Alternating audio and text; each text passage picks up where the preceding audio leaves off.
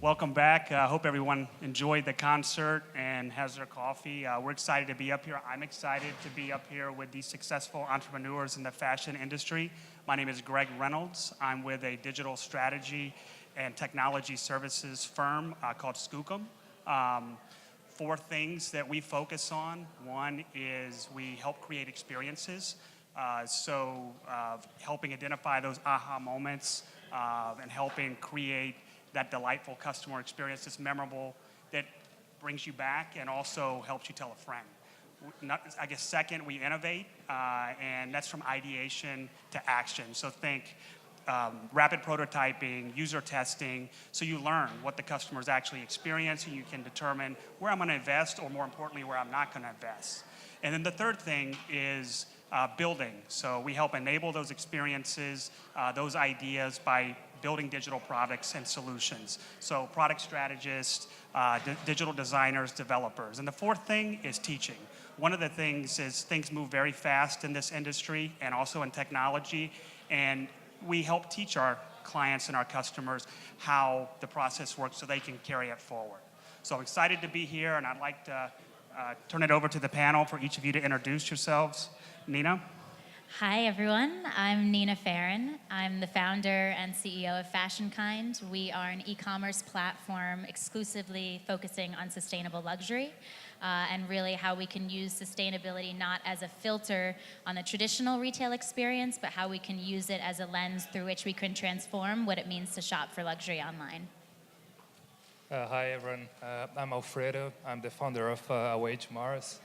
Awaytomars is a platform that has 20,000 designers from all over the globe, and we work with co-creation, sustainability, and fair production to innovate in the product to the market. Hi everyone, I'm Jennie Baik. I founded a company called Orchard Mile, and we are a platform. We bill ourselves as one of the most intelligent shopping streets in the world. So we basically arm brands with the tools, a hub to get the digital ninjas on their side, right? And make the most of all the things and the innovation that are happening in retail and really connect with consumers in a personalized way. Great, thank you. So when we talk about connecting with the customer, I guess one of the things that I think about is when we talk about fashion, we think ever-changing, we think speed, same thing with digital and technology. How do you approach that and connecting with your different customers and your targets? Well, so is your question more about speed? Well, I think it's just about connecting. I think when you think through, how consumers are today, everybody's more curious, they're more demanding, and we expect immediacy. So how do you approach that with Orchard Mile? You know what's so interesting is that it feels like the world is moving in a way where retailers are recognizing that people are quite unique. Like back in the day, you'd go into the mall and you'd have all your mall brands and all the L brands, et cetera. And you would say okay, I fit into a segment. I fit into an idea of what kind of archetype I should be. I should be downtown girl or uptown preppy or whatever the archetype was today. And what we're seeing at least is that with the advent of social media and all the proliferation of media generally, people are becoming very, very specific. It's kind of like Chris Anderson's idea of the long tail, right? About what they really think is their personal style journey. And so when we started Orchard Mile, we were thinking, well, this whole idea of my mile, if you were to create your own personalized Rodeo Drive, your own Madison Avenue in the sky, what would it look like? It might have Alexander Wang shoes and Oscar de la Renta earrings and Lily Snooki headbands, but it would be very, very different than what the physical real estate is representing to you today.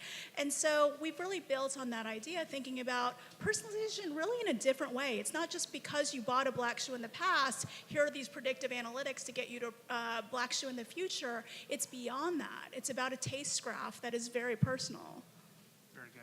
Nina, you take a slightly different approach. Yeah, slightly different, but similar in the sense of it's a more personal experience. And, we really focus on sustainability, which can be a very personal topic for everyone. You know, everyone can have very different values in what they prioritize and what sustainability means to them. This is not a black and white area. It's really something, again, that can be very personal. And so one area that we've expanded the shopping experience is, okay, well, instead of just shopping and filtering by different designers or clothing, you know, categories or sizes or colors, why not allow them to shop by region? What if they are interested in pieces from South America? Well, then they can shop that. What if they're interested in Made in America? They can shop that. What if, you know, from a values perspective, they're really interested in vegan items? Not everything on our site is vegan, but they can filter by vegan. They can filter by sustainable materials, women's empowerment, emerging economies. You know, it really varies. So you can have this very personal experience on our site through those different ways to shop, but also through kind of this next dimension that we add, which we use storytelling to really connect that consumer with the people, places, processes, materials behind each piece and each designer, so that they not only have this sense of discovery, but then they become a part of the story themselves. Excellent. I know we were speaking earlier, and you were talking about that process, about you know, who you're sourcing from, and that was a really big piece of that. Maybe expand on that a little bit on the story side. Yeah, definitely. So, you know, again, as I said, sustainability is not a black and white issue. So when we are looking for designers to work with, so what we do, we curate the leading sustainable luxury designers, artisans, and brands from around the world, and we evaluate them first based on fashion criteria, which is a slew of criteria there, but we prioritize fashion in the evaluation process, not that it's more important, but because we really try to change the stigma around sustainability in fashion, that actually it does not necessitate a sacrifice in style, quality, fit, or design, which are four main reasons that people shop. So if a brand meets our fashion criteria, then we'll evaluate them on impact. And that's where it gets a little bit more difficult. So what does impact mean? How do we approach it?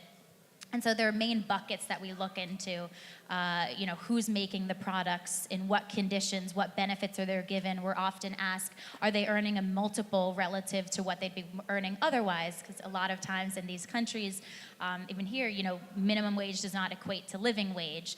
Then we look at what materials are being used, from where are they sourced, what processes are being implemented, what initiatives a brand may align themselves with, and very often the brands will fit into multiple buckets of those, but every single brand has its own story, and so a big part of what we do that's probably very different, and the feedback has been that it's very different from the traditional buying experience, is we don't just go in and say, oh, yes, we like this, this, this, and this.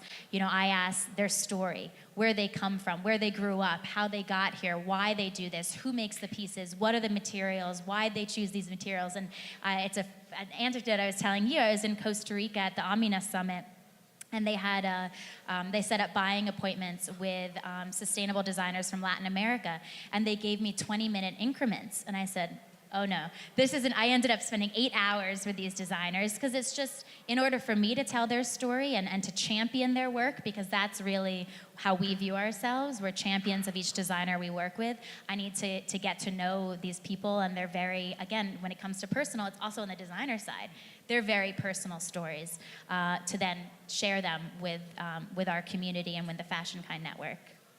Thank you. Alfredo, you have a slightly different approach on the purpose-driven, and you have a platform. Maybe talk a little bit about the same, but in reference to how you approach it. Yeah, so the main idea of Awaytomars when I started was to review the entire creative process of creative process of fashion.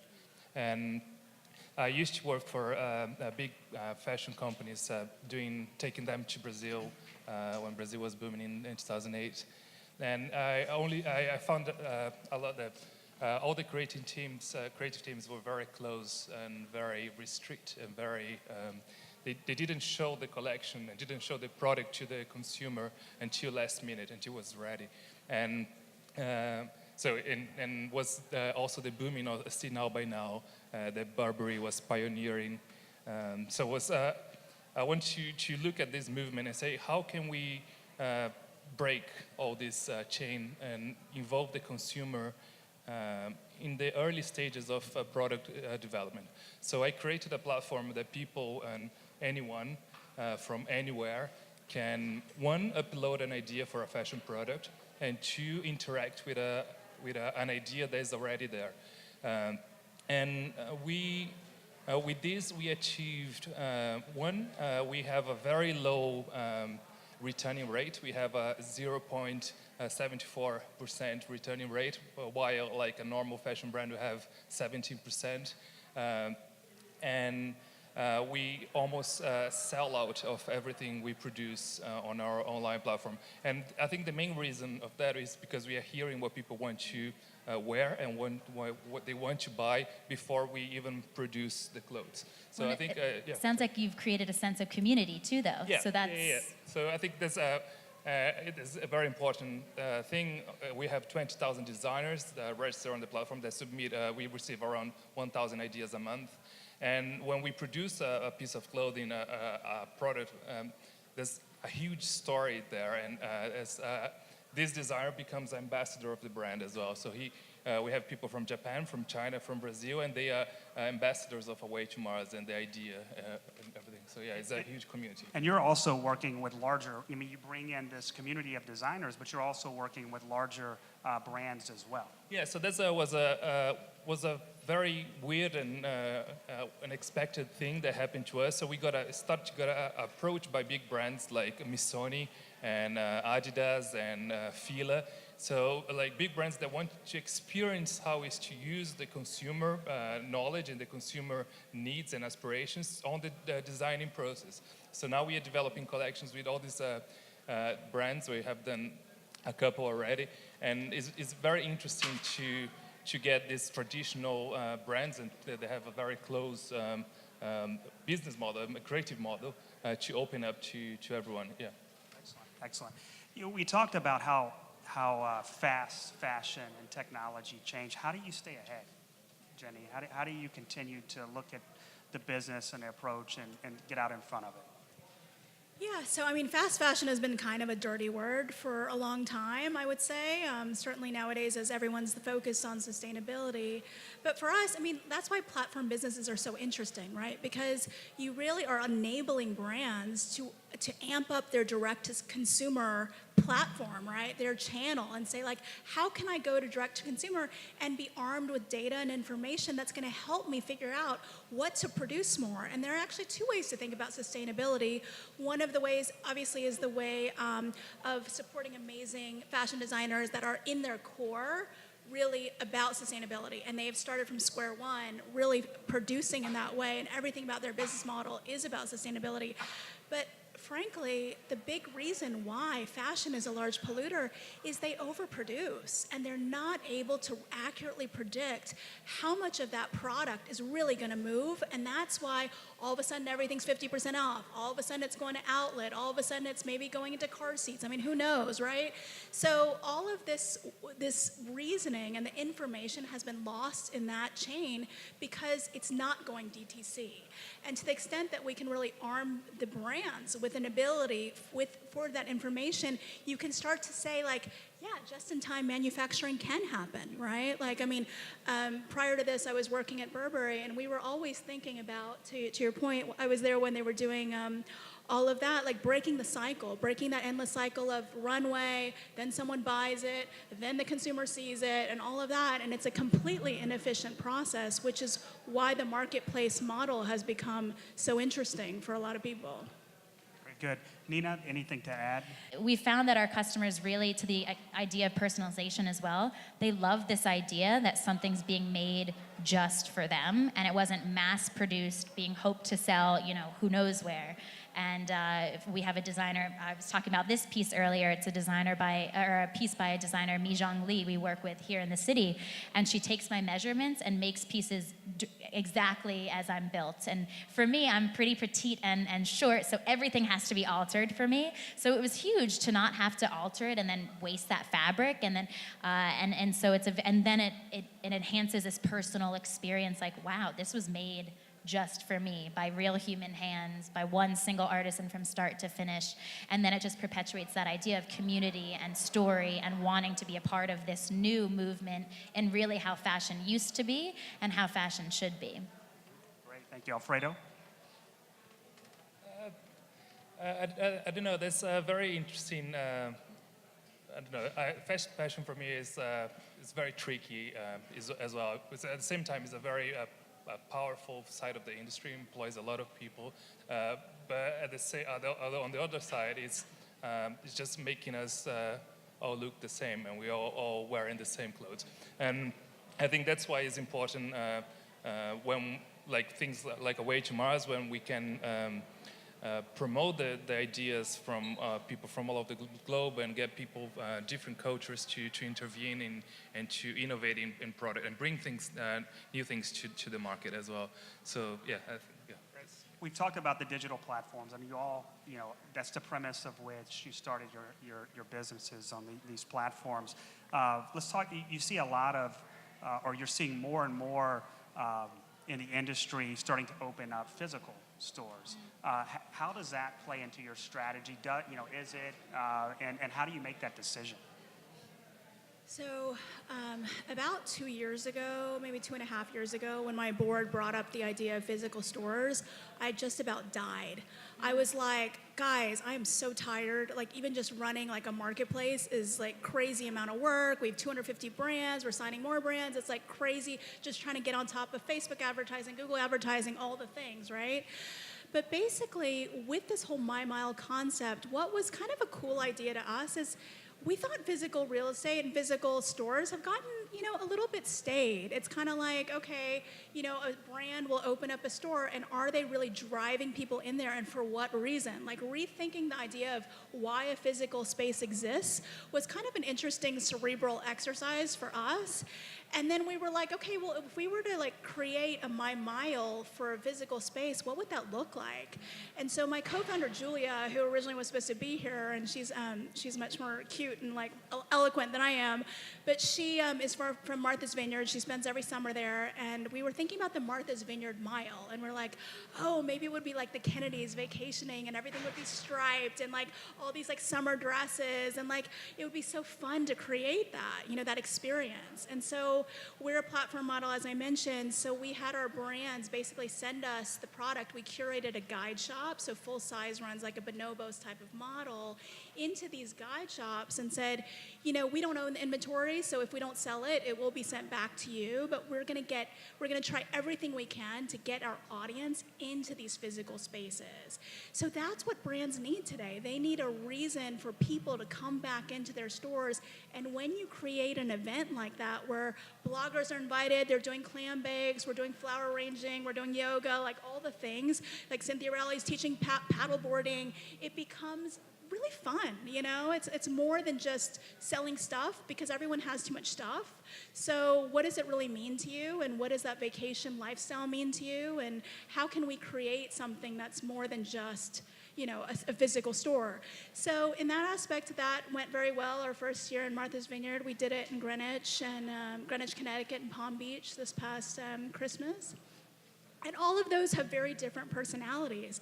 So it's been interesting because my co-founder Morty often says rent is the new cost of customer acquisition, and it really is true. Physical has become a very, very efficient channel for us, in the sense that if you run it the right way and you engineer it, it doesn't have to be a money-losing thing. You can really figure out a way to get customers in and engage them in a way that obviously digital just can't. For us, our case was very funny because we are a very small company, and last Christmas we decided to open our first pop-up shop in London. And as we are we're tiny team, we moved the office to the shop. So we had the rails in the shop, and then a big desk where we were working and creating the products.